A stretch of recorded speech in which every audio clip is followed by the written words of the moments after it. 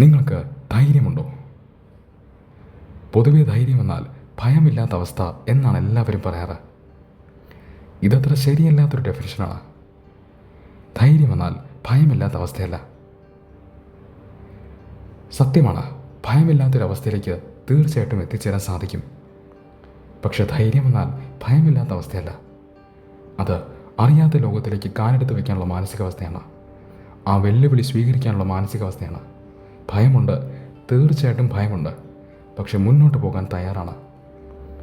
ധൈര്യമുള്ളൊരാളും ധൈര്യമില്ലാത്തൊരാളും തമ്മിൽ ഒരൊറ്റ വ്യത്യാസമേ ഉള്ളൂ. അത് ഭയമില്ല എന്നല്ല, ഭയമുണ്ട്. പക്ഷേ ചെയ്യാൻ ഉദ്ദേശിക്കുന്ന കാര്യം ഉപേക്ഷിക്കാൻ തയ്യാറല്ല.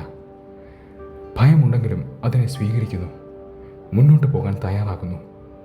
ഇത് മാത്രമാണ് ഇവർ തമ്മിലുള്ള വ്യത്യാസം.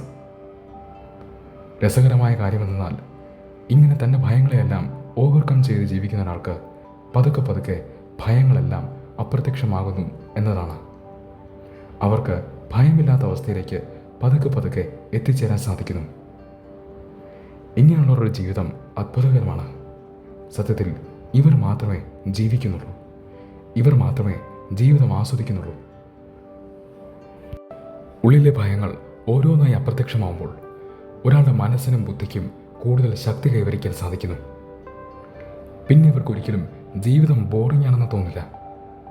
പിന്നെ ഇവർക്കൊരിക്കലും ജീവിതത്തിൽ ബോറടിക്കില്ല. കാരണം ഇവർക്ക് ജീവിതം തന്നെ ഒരു സാഹസിക യാത്രയായി മാറുന്നു. ശരിയാണ്, ഇതിലൊരുപാട് റിസ്ക് ഉണ്ട്. ധൈര്യത്തോടെ ജീവിക്കുക എന്നാൽ വളരെയധികം റിസ്ക് ഉള്ളൊരു കാര്യം തന്നെയാണ്. പക്ഷേ അതിലും വലിയൊരു സത്യമുണ്ട്.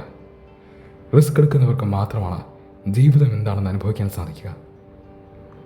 അവർക്ക് മാത്രമേ ജീവിതത്തെ അറിയാൻ സാധിക്കുകയുള്ളൂ.